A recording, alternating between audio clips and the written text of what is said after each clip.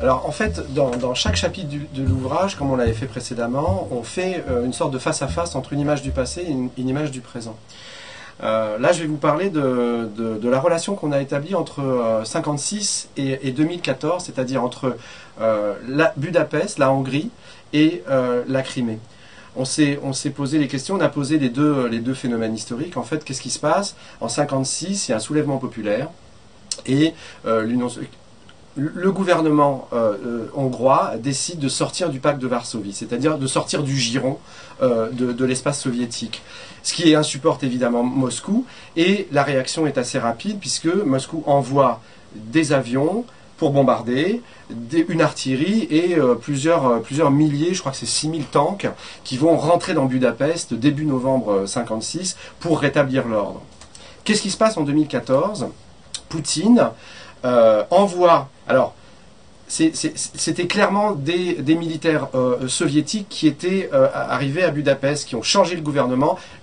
Oui, ça finit comme ça, hein, Moscou change le gouvernement.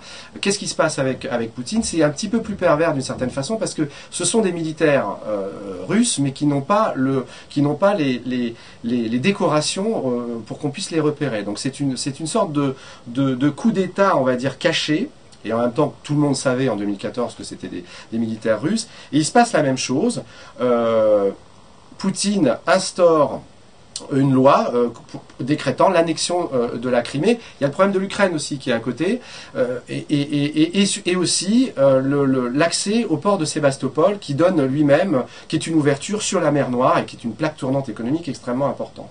Dans les deux cas, qu'est-ce qui se passe? Dans les deux cas, on a affaire à un gouvernement qui ne respecte pas le droit international, qui envoie des militaires pour changer des gouvernements, et qui, grosso modo, dès qu'il y a un pays satellitaire qui sort du giron, le remet dans la droite ligne pour pouvoir instaurer son diktat.